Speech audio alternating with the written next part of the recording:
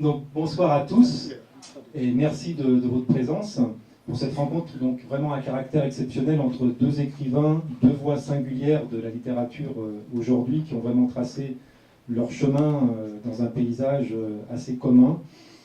Deux auteurs qui nous touchent et qui nous procurent des émotions. Deux hommes aussi qu'il me semblait intéressant de réunir tant leurs univers ont de points communs.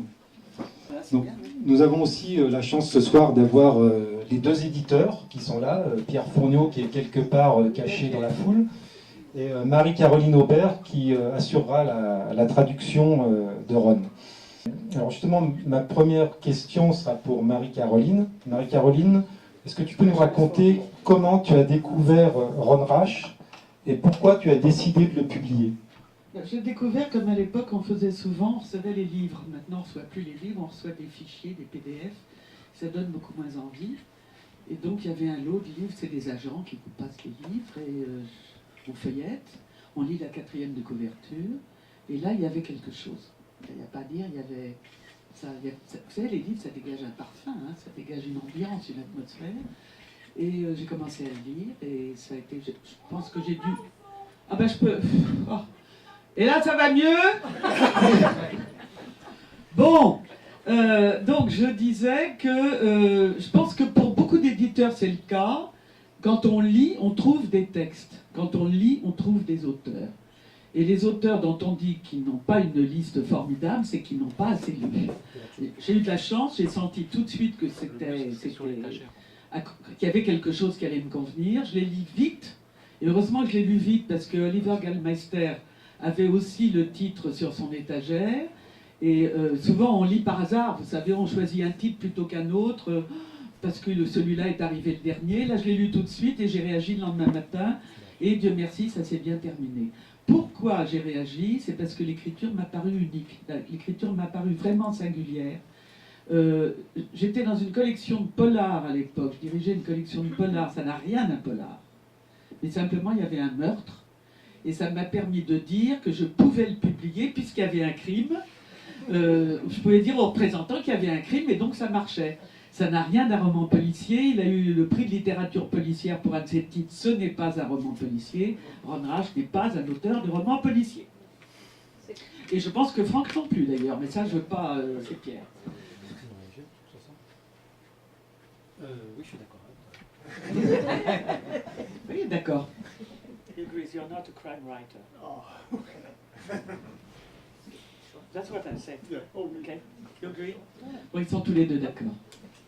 there are crimes in it, but Voilà. Après c'est tout. Oui, très bien. On a tous les deux eu des prix polar sans avoir jamais écrit de polar. Donc c'est quand même So he says that intéressant. both you've got awards in the crime section Yeah. without having written a crime.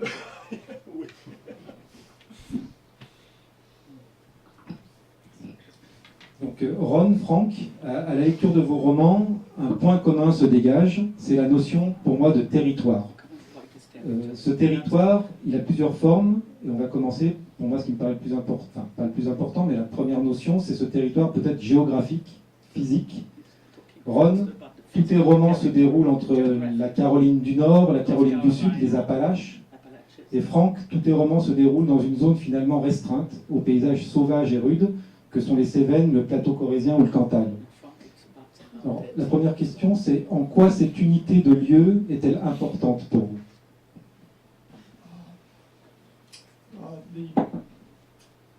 The writer, Southern writer Eudora Welty, said that one place comprehended helps us understand all other places better. L'écrivain du Sud, Eudora Welty, qui n'a pas été traduite depuis un petit bout de temps, j'ai l'impression. Qui est à nouveau disponible chez Cambourakis. Bon, donc Cambourakis, ça fait le boulot, très, très grand auteur. Elle disait que finalement, écrire même sur un lieu qui est un petit lieu restreint, mais bien écrire sur ce lieu et bien le creuser, c'est écrire sur le monde entier. C'est donc l'idée d'universalité. And the great Swiss mountain writer Rameau said his goal was to reconcile the local and the universal. Et l'écrivain suisse Ramu a dit que son objectif, en tant qu'écrivain, était de réconcilier le local et l'universel.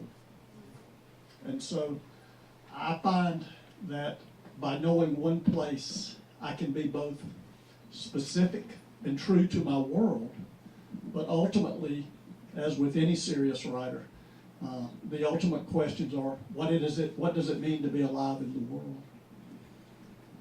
Donc je pense qu'en creusant cet endroit, ce lieu que je connais, je peux à la fois être juste et spécifique quant à mon lieu à moi, mon lieu présent, mais comme tous les vrais grands écrivains, enfin grands, c'est moi qui le dis, c'est pas lui, vivants, je peux aussi toucher à l'universel, atteindre à l'universel.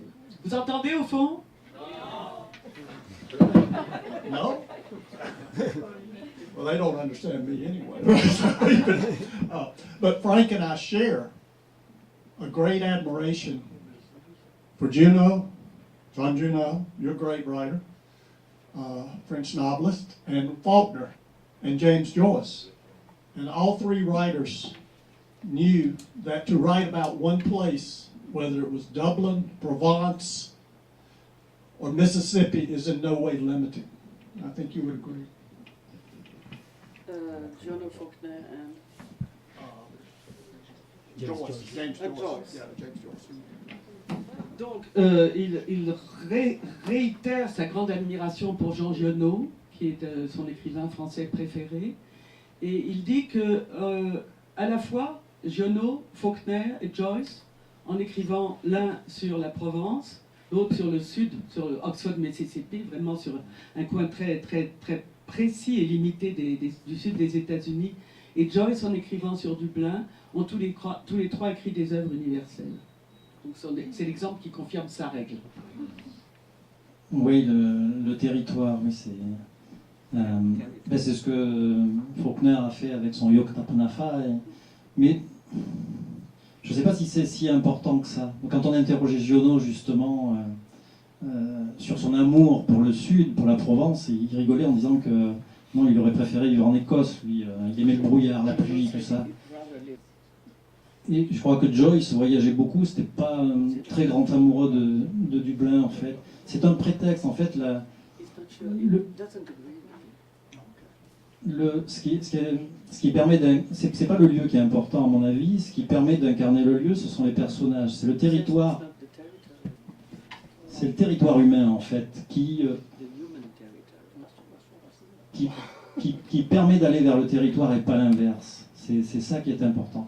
Et chez ces grands écrivains-là que tu cites, Ron, ce qu'il y a en plus, le territoire supplémentaire, c'est celui de la langue, qui est tout à fait singulière. Bon, mais il est d'accord. Il est d'accord sur le territoire humain aussi. On l'a pas mis de côté, c'est pas seulement le paysage. It always comes down to language. Mais finalement, ça finit toujours par en revenir à la langue. But you can do the others as well, all three. On peut occuper les trois territoires. On peut occuper le territoire géographique, le territoire humain et le territoire de la langue.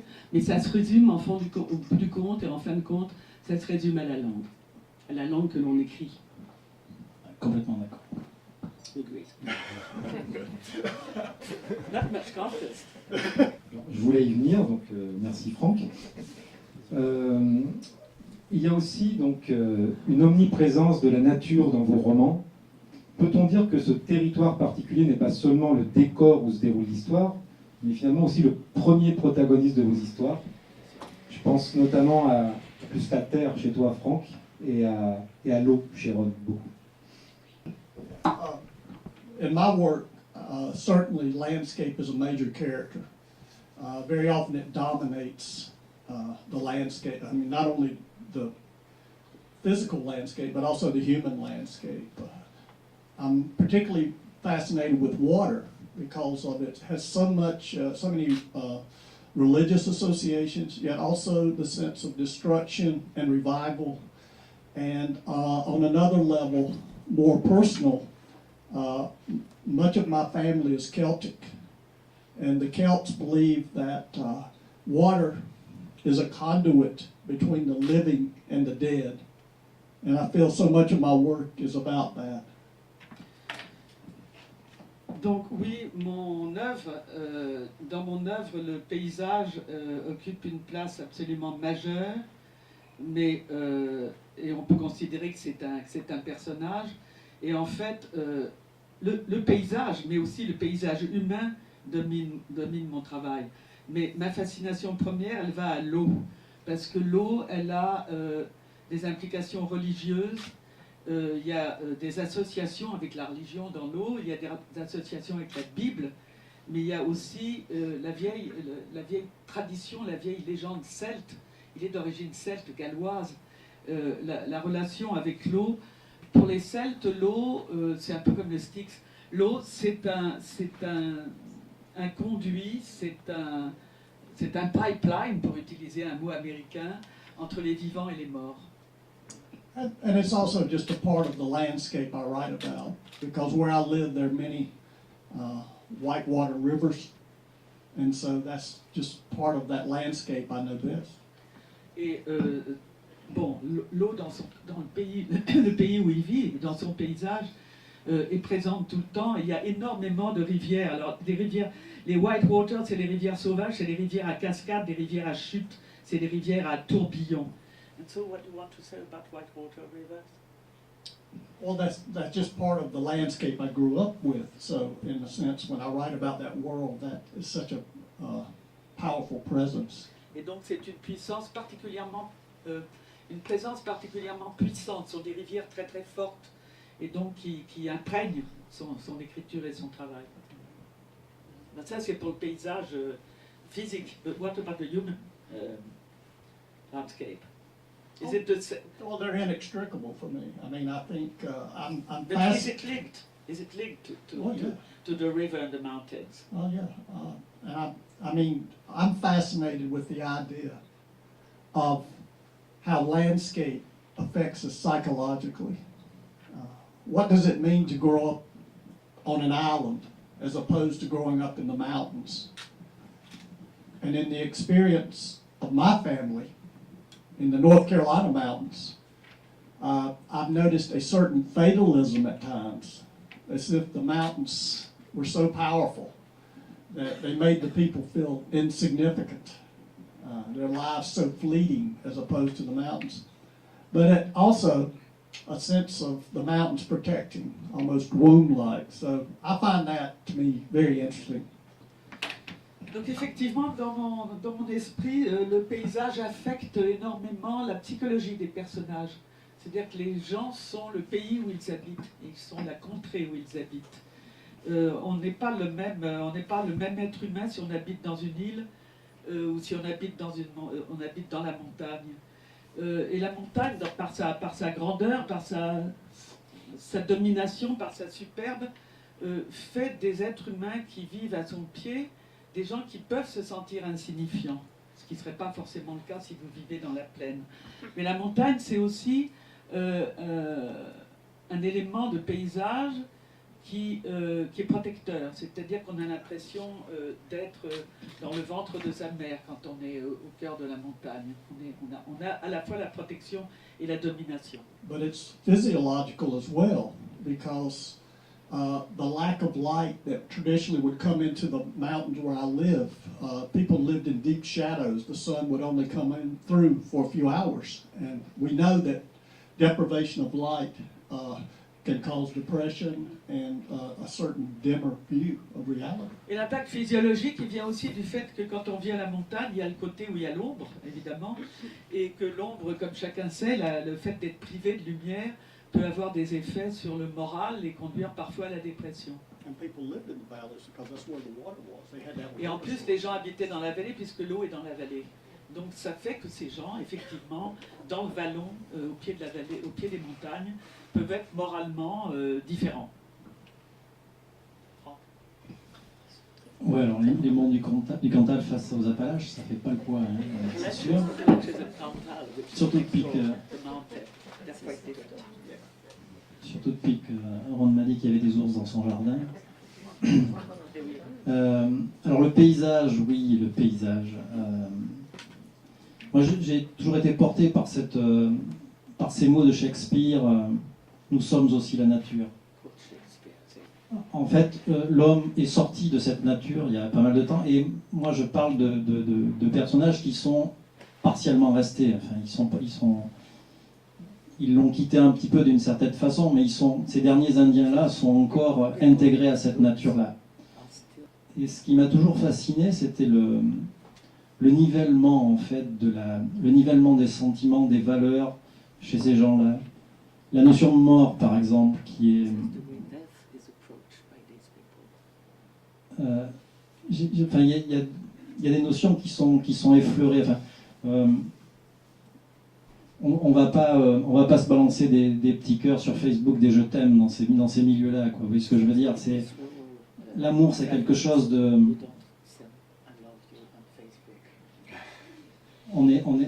C'est la pudeur et la dignité qui dominent. Et ça, alors je dis pas que ce sont des gens meilleurs que les autres, mais enfin, ces gens-là me touchent plus, sûrement parce que j'ai grandi avec eux. Voilà. Ce qui fait que j'aime autant ces lieux que ces gens, ou ces gens que ces lieux, comme vous voulez. Après, l'histoire de l'eau et de la terre, ouais, c'est intéressant ça. Il n'y a pas tellement de rivières, à part d'Anglaise, effectivement, il y a une rivière, et chez Rhodes, c'est récurrent. Il paraît qu'il y a une vague en tout homme, hein. Qu'elle soit faite d'eau ou faite de terre, c'est pas très différent. C'est l'histoire de la littérature qui est en jeu, peut-être, là-dedans. Il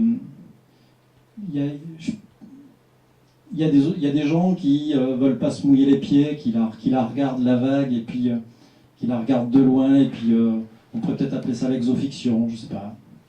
Il y en a qui se mouillent un peu les pieds, un peu plus les pieds. Puis il y en a qui restent au-dessus en montrant, vous avez vu comme je suis beau, comme je me débrouille bien, c'est peut-être l'autofiction, ça. Et puis il y en a qui se laissent submerger par la vague. Et pour moi, la littérature, elle est là, elle est sous la vague. Qu'elle soit de terre, d'eau. Les grands écrivains qui m'ont donné la permission d'écrire, ils se sont laissés submerger par la vague, par tous les territoires, et notamment la langue. Oui. Donc la terre ou l'eau, c'est pas très important. Donc on va passer, parce que du coup, tout ce que je voulais aborder, vous l'avez abordé naturellement, ce qui était vraiment parfait. Hein. Alors ensuite, je voulais parler d'un autre sujet qui est récurrent, c'est dans vos romans le passé qui ressurgit et le non-dit. Ce territoire, par le poids de l'héritage individuel ou familial, participe aussi à la construction de vos personnages. Et le passé ressurgit parfois brutalement, entraînant des bouleversements irréversibles dans leur vie lorsque des secrets sont mis à jour, notamment dans Plateau. Je ne sais pas si vous êtes d'accord avec ça. Et cette notion de secret ou de non-dit, en quoi est-elle importante dans l'histoire personnelle de vos personnages?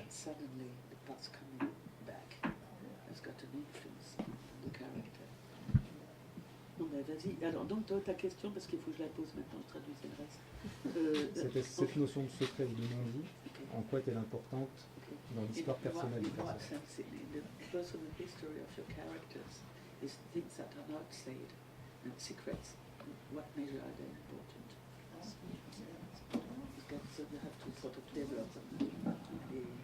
You don't feel you want him to develop first.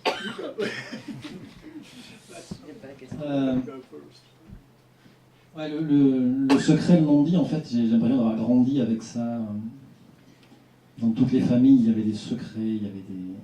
Je suppose que ça marque un gamin, puisque paraît-il, on ne fait pas autre chose que se raconter enfant. Enfin, moi, j'ai toujours le sentiment qu'on n'a pas d'imagination et qu'on ne fait que recomposer la mémoire, comme disait ce brave Dostoïevski, à sa façon. On met juste des mots d'adulte. Et donc moi, le secret, ouais, c'est quelque chose qui... En plus, ça peut faire une histoire, parce que si on n'a que la langue, si on n'a que les personnages, si on n'a pas d'histoire, on va vite emmerder les lecteurs, et ce serait dommage.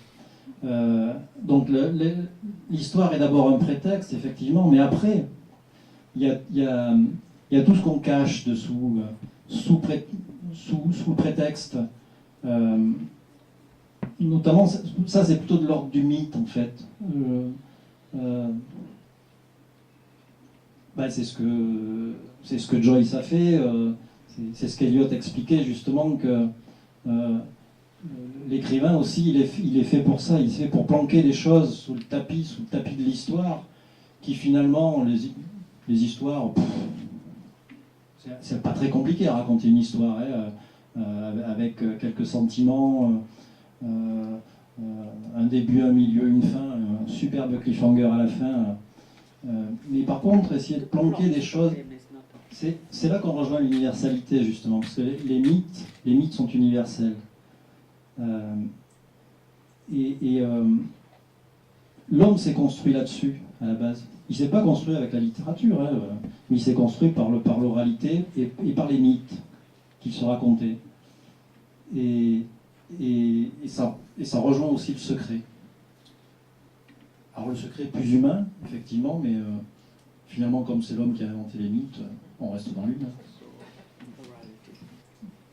Henry James said the house of fiction has many rooms. Henry James a dit que la maison de la fiction avait beaucoup de chambres, beaucoup de salles. And so much of my work does not come from personal experience. Et la plus grande partie de mon travail ne vient pas d'une expérience privée personnelle. I work, all of my books, my stories come from images that occur to me. Serena, a woman on horseback, that's all I knew. Et les livres que j'écris ne naissent donc pas de mon histoire, ils naissent d'images. On pourrait presque dire de visions qui me sont apparues. Par exemple, pour Serena, c'est vraiment l'image d'une femme à cheval, très droite à cheval. But that is not to say that certainly my personal experience, how I grew up, shaped what I write. Mais ça ne veut pas dire pour autant que mon expérience personnelle et ce que j'ai vécu n'est pas présent et n'influence pas ce que j'écris. But ultimately, my novels are very impersonal, I think, in the sense of I very seldom use characters say that I knew growing up or in situations such as that. Mais finalement, on peut dire que mes romans sont très impersonnels et que, par exemple, je n'utilise pas des personnages que j'ai rencontrés ou que j'ai connus et dont je me suis dit je vais en faire un personnage de roman. And for me, just as one writer, I would not want to limit myself to the personal. Et en tant qu'écrivain, je ne voudrais surtout pas me limiter à la personne que je suis et à mon expérience. Je ne suis pas sûr que ça ne se fasse pas à notre insu, en fait, tout ça. Et je ne suis pas sûr que de ce que je lis, je pense qu'il y a une grande part d'instinct, en fait. Et on se laisse guider par ça, et après, on travaille, et puis voilà, une fois que le livre est fini, on ne se pose pas la question de savoir qui était cette Serena, qui était ce Joseph, etc. Mais, parce que c'est pas c'est plus à nous, ça nous appartient plus. Mais je suis pas si sûr que ça. Je crois que quand on se met à écrire, tout préexiste déjà. Everything is pre-existent. Okay, you don't agree there. Là, ils sont pas d'accord. We're not Voilà. making hamburgers. If we agreed on how to do it, Non, et would not comme be il dit très justement, on ne confectionne pas des hamburgers, et si on était d'accord sur la manière de faire des hamburgers, eh ben, ça n'irait pas. Mais ils sont même pas d'accord du tout, je trouve. C'est bien. Ouais, c'est intéressant. I am learning about myself, though things I did not know. You're what about yourself? I'm learning things about Oh, myself I il did est not très know. content parce qu'il apprend sur lui-même des choses qu'il ignorait. On parlait tout à l'heure de l'enfance et j'avais relevé justement cette phrase que tu viens de répéter. Le travail de romancier, c'est mettre des mots d'adultes sur les émotions de l'enfance, ce qui nous ramène aussi un petit peu aux racines et peut-être aussi à la notion de destin. Pour les personnages, je pense que c'est une notion importante. Tous les personnages donc, qui sont modelés par leur paysage, leur héritage, ont-ils encore le choix? Et là, ça me rappelle une citation de Ron qui a dit « Notre destin dépend de l'endroit où l'on vit ». Alors j'aurais voulu savoir ce que tu penses de cette citation, et surtout, finalement, peut-on espérer échapper à ce destin en quittant sa terre? Do you think you can sort of skip your destiny if you leave the country where you live? When you, well, I mean, you know, sort of forget it. If you choose to move, if you live somewhere else, are you going to escape your destiny? Do you think you can have another destiny? And my characters cannot. That you? Oh wow! I feel like I need to be in a psychiatrist's couch. Bon, ça perturbe énormément. Mais ça perturbe vraiment énormément. En tout cas, ces personnages ne peuvent pas. Ces personnages, s'ils quittent là, leur coin des Appalaches, ils n'existent plus. But I do think the landscape certainly has shaped the way I view reality, and I don't think I can escape that. Et ce qui est sûr, c'est que ce paysage du lieu où je vis a façonné la réalité, a façonné ma vie, et je ne peux pas y échapper. I've noticed aspects of myself in my family that I wish I did not have, the fatalism, and yet I find myself fighting against, and I guess in a sense, my very nature, or the nature of the place my family has lived generations. Et pendant des générations, de longues générations, ma famille a vécu dans ce lieu, cette Caroline du Nord des Appalaches, et il y a des traits de caractère qui sont des traits constants depuis des générations, qui ont l'air de faire partie du destin dont on ne peut pas se débarrasser, à commencer par un sens de la fatalité et une espèce de vision sombre des choses, qui sont apparemment ancrées dans une lignée. But the great thing about growing up where I did was, and I think Frank will agree with me maybe, is that I got to hear the colloquial language, the old language. And colloquial languages are so rich because they're so connected to the earth. You know, Juno, when he writes about the wrestlers in, Cavaliers, talks about the wrestler, being thrown like a carp on the grass, and that Like a what? carp. Carp. Carp. Okay. You better. Yeah, you stop there because I have to translate now. Where did you start? I was with the carp, which Yeah, was a real problem. Where were we? I don't know. I think we're talking. Yeah. I kind of moved it to the gift of growing up in a rural It's area. not colloquial language. Être là, être dans une contrée aussi rurale et finalement reculée, en tout cas dans son cas. Et là, il pense que Franck peut le suivre sur ce terrain-là. C'est qu'il a eu la chance d'apprendre ce langage, qui est le langage de la terre, le langage local, le vernaculaire même, on peut aller jusque-là, c'est-à-dire des mots du lieu et des parlers. On peut appeler ça un parler. Et que ça, c'est unique et ça fait aussi partie de ce qu'il écrit. Et que... So, what was about the carp? Well, I lost the carp. John Juno has a nice simile. Donc, dans He says it's like deux somebody- cavaliers dans l'orage, Jean Giono parle de cette carpe qui a été jetée dans l'herbe. Yeah. What is it for you as opposed to language? Well, I mean, it gives so many levels of language because from reading, reading Shakespeare, Joyce, Faulkner, I learned the higher rhetoric, the more poetic, overtly poetic. Yet there's also a poetry in the colloquial, in the language of the rural world. And what I love is to use all of those levels of language, and find the poetry. Et donc en travaillant, en écoutant, en vivant ce parler local, ce vernaculaire, il a appris à en percevoir et à en utiliser toutes les strates, tous les niveaux. Le premier niveau étant un niveau poétique, parce qu'il y a une poésie réelle dans le langage de la terre, dans le langage rural. Et ça, on le retrouve chez Shakespeare, et on le retrouve effectivement chez Giono, qui a tellement de niveaux de langue, à commencer par le niveau le plus près de la terre, que c'est là-dessus qu'il a travaillé. C'est à toi. Ok, I'm agree with you. Il est I d'accord. love Giono and I love Faust. Du coup, c'était la question du destin, La c'est ça? question c'était C'était ça. en quoi est-ce que le destin. dit notre destin dépend de Ouais. l'endroit où on vit. Si on te sort de ton, Ouais. si on te sort de ton lieu, ton destin peut changer. Ouais. Je crois pas au destin. Je crois pas au destin Doesn't particulier. believe in destiny. It doesn't.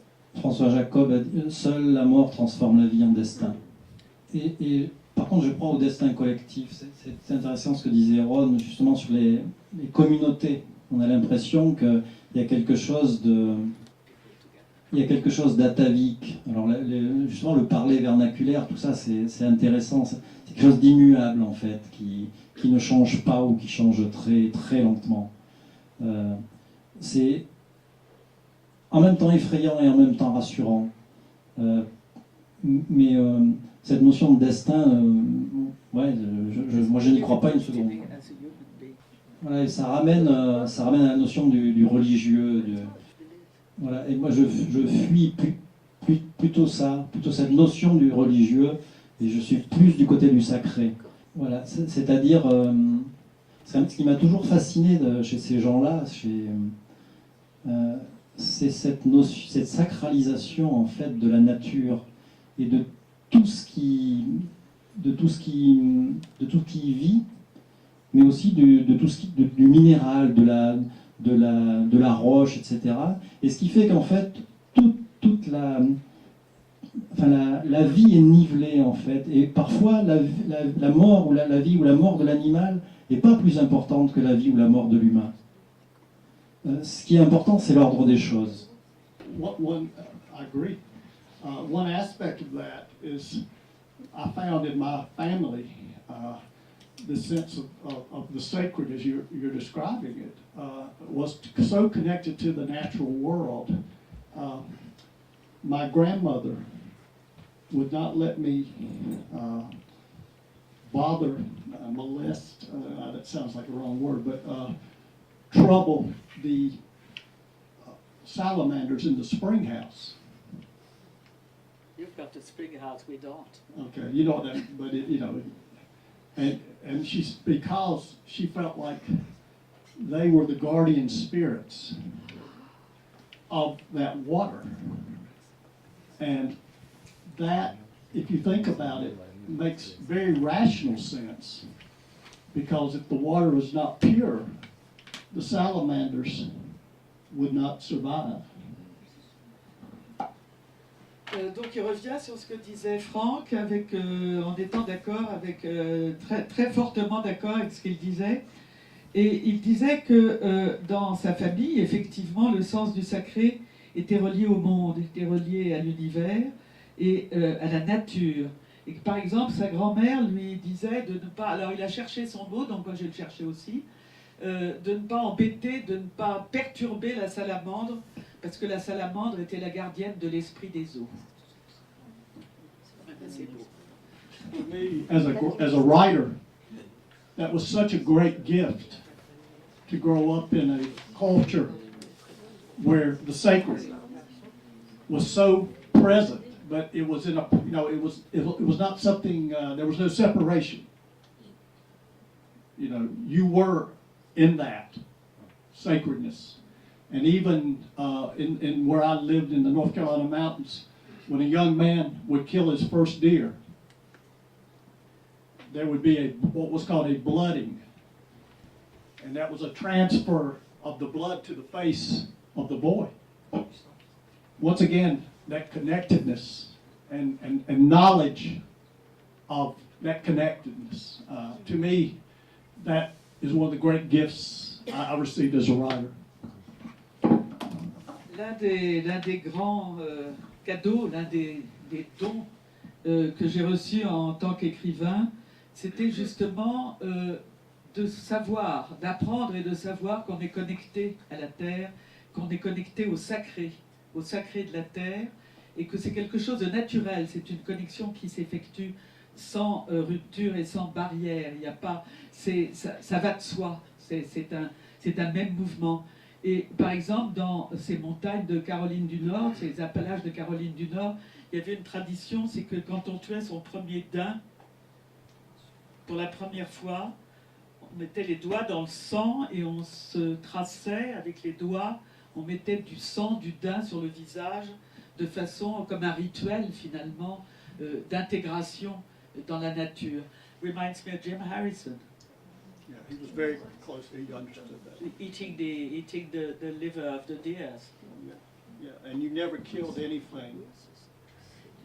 You know, to kill an animal and not out of necessity was obscene. Et donc, ça rejoint en ça ce qu'écrivait Jim Harrison dans ses romans, où il mangeait, je me souviens au petit déjeuner, il mangeait quelques foies de daim sautés, mais c'était pas par gourmandise, c'était pour prendre la force. Et là, c'est pareil, c'est le même rituel, c'est un rituel d'incorporation et d'intégration. Tu manges le sang de quoi, toi?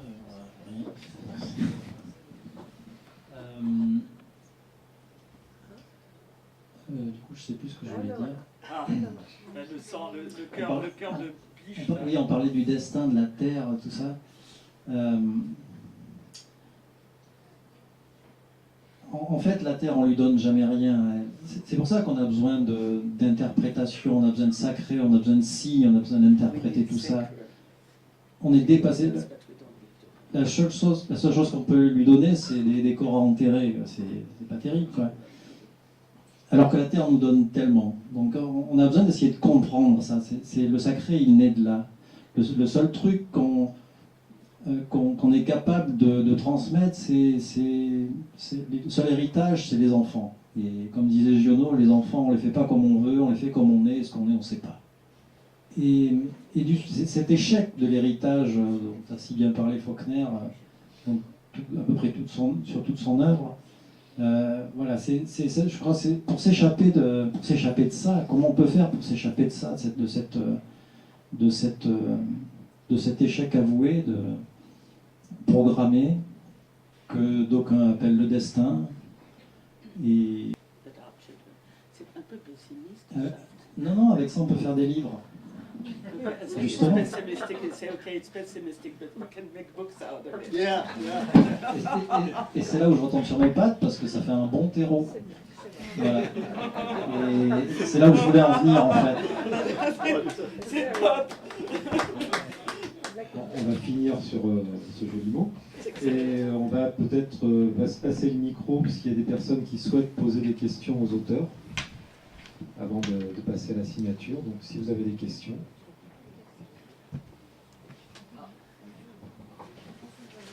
Je ne pense pas avoir besoin de... Bon, vous êtes tous les deux effectivement des écrivains de la nature. On a bien vu ce qui éventuellement vous séparait. On l'a très bien vu. Puisque pour Franck, ça a moins d'importance apparemment, le lieu, le territoire géographique, physique, que pour Ron. On a bien vu donc effectivement sur ce sujet ce qui vous séparait, mais il y a quelque chose qui vous rassemble, c'est que tous les deux, vous avez un regard sur la nature qui est à l'opposé de la nature des romantiques français, par exemple. Tous les deux, vous avez une nature qui est soit porteuse, soit victime du mal. Chez Ron Rash, la nature est victime, elle est violée. Elle est agressée par l'homme. Elle est agressée dans Serena par, évidemment, les bûcherons. Elle est agressée dans le Tamansi par ceux qui viennent, effectivement. Bon, chez Franck, la nature n'est pas agressée, mais elle est hostile, elle est rude, elle est dure. Dans les deux cas, elle n'est jamais amicale, jamais...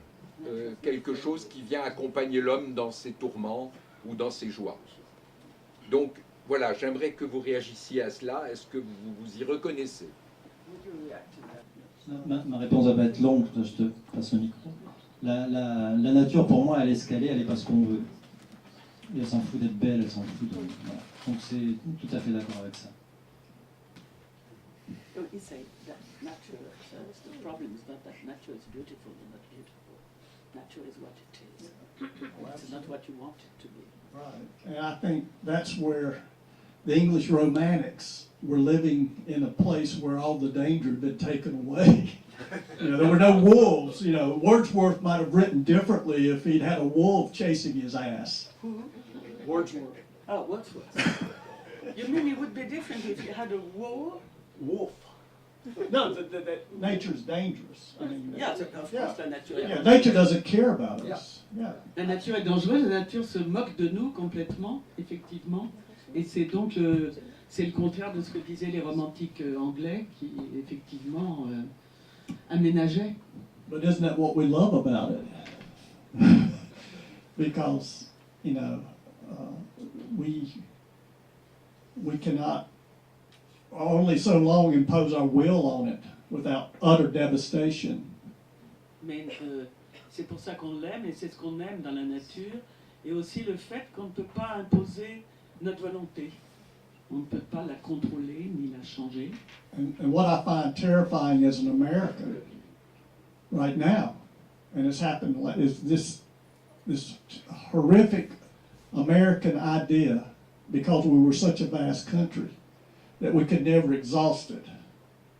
Et ce qui me terrifie, moi, en tant qu'Américain aujourd'hui, et qui est quelque chose que se dit à l'heure actuelle, c'est que l'Amérique étant un pays si vaste et si gigantesque, on ne peut pas épuiser la Terre. On ne peut pas. Il y en aura toujours. And we are now at an incredible rate, and technology, the cell phone, the computer, even allows even more the illusion that we in nature are connected. I mean, sometimes I think people think, okay, when the earth becomes uninhabitable, they're going to slip into the windows of their computers. It's insanity. Et qu'on est arrivé dans un monde de folie complet, puisque finalement, quand on peut pas, si on peut pas habiter la Terre, si ça se passe mal, c'est pas grave. On va aller se plonger et on va aller se réconforter dans la fenêtre de notre ordinateur. Et toute cette technologie, tous ces téléphones portables, enfin toutes ces saloperies, finalement, c'est pas bon, quoi, si je résume.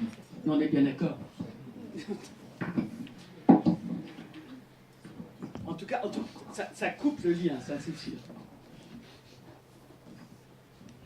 Oui, puis il y a ce rapport au silence qui est fondamental. Ouais, il n'y a que quand le silence est là que tout peut arriver. J'aime pas le mot bruit, je préfère le mot son.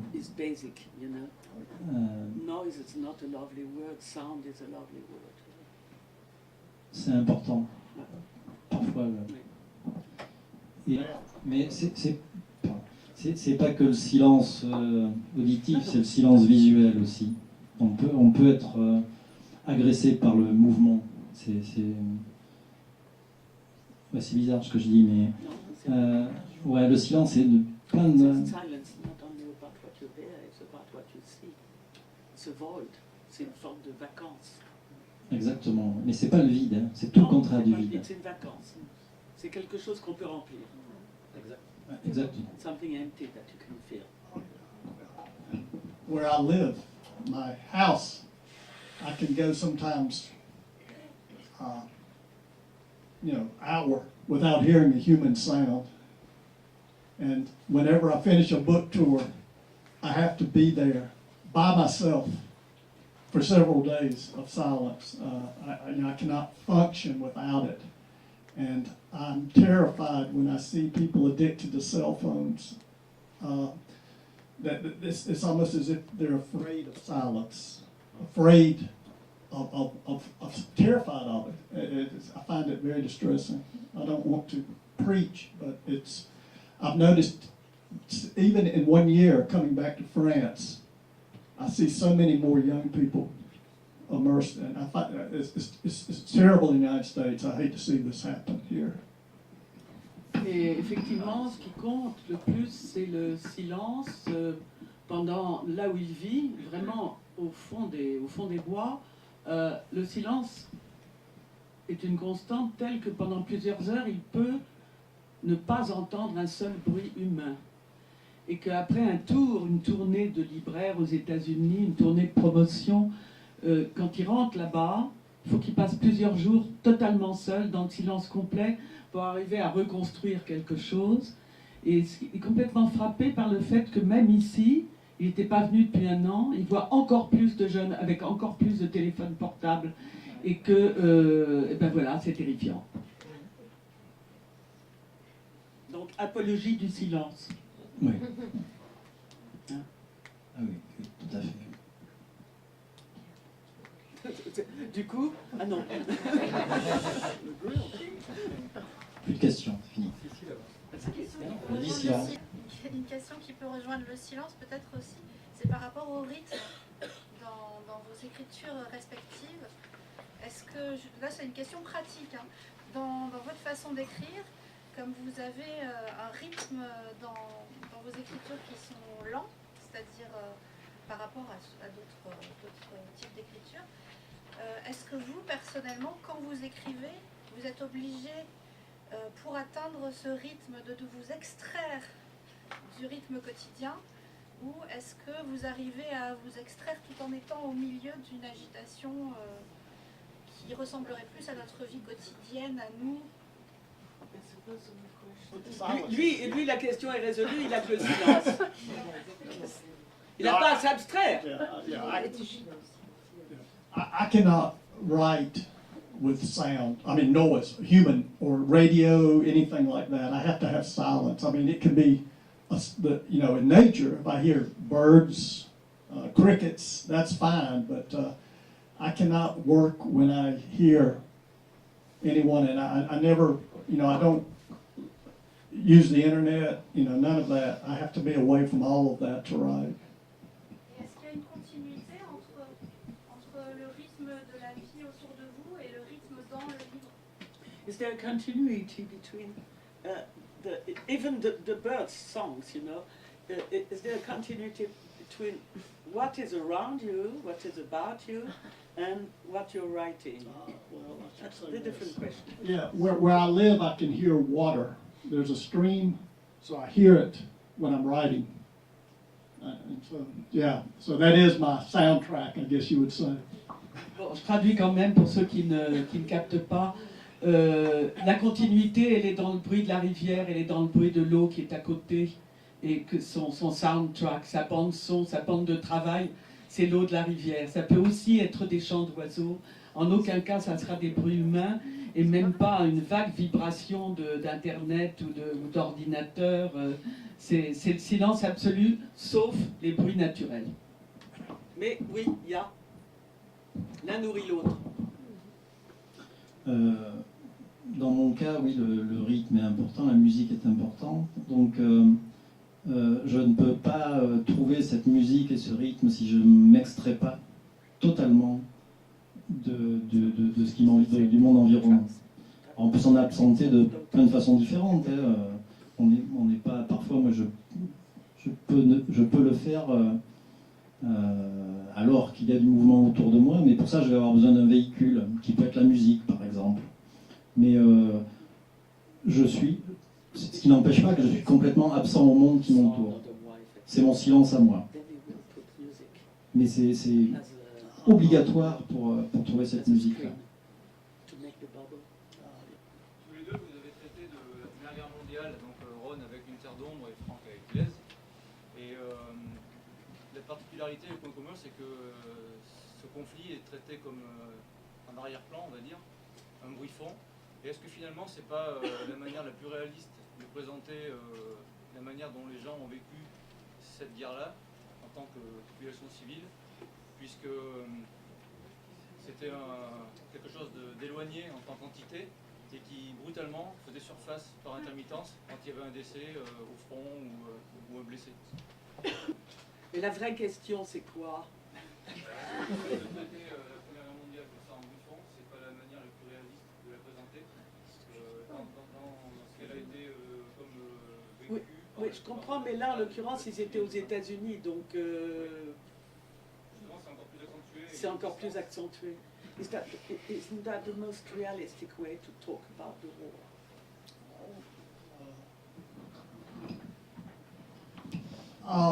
Yes, I mean, in the sense that that was the way it was. You know, the war was somewhere beyond the mountains, and yet you would see these young men leave. Some would come back, some would not.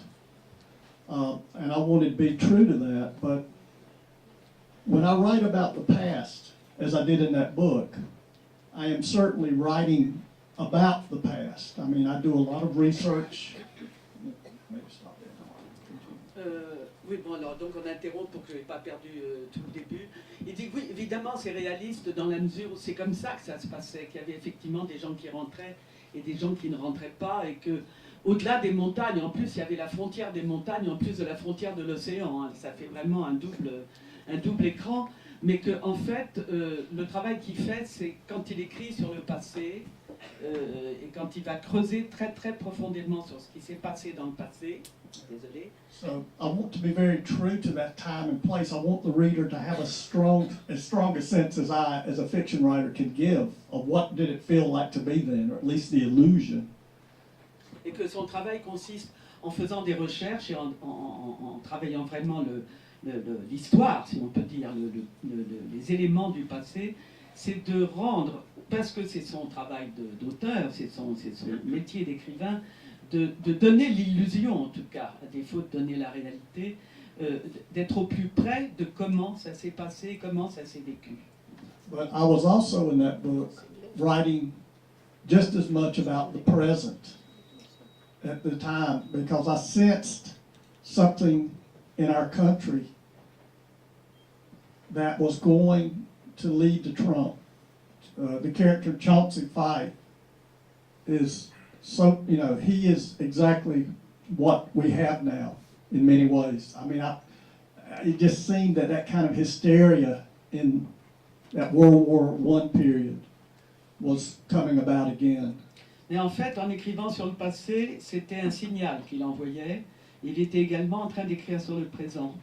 À savoir que ce qui s'est passé à ce moment-là, dans ce vallon d'une terre d'ombre, et ce personnage du recruteur, ce type qui faisait de l'agitation pour l'État, tout ça, c'était des signes annonciateurs de ce qui allait les amener à Trump. So, one aspect of literature that I love is how the past and present play off each other, and in a sense, perhaps in a more subversive way, comment on the present. Et que, en tout cas, ce qu'il espère et ce qu'il essaye de faire, c'est de montrer par ces liens entre passé et présent, c'est d'amener à une réflexion et à des constatations sur ce qui se passe réellement maintenant, et finalement sur les liens qu'il y a entre les deux. Voilà. Ouais. Ben, en ce qui me concerne, non. Ça ne marche pas avec Macron. On l'a échappé d'elle.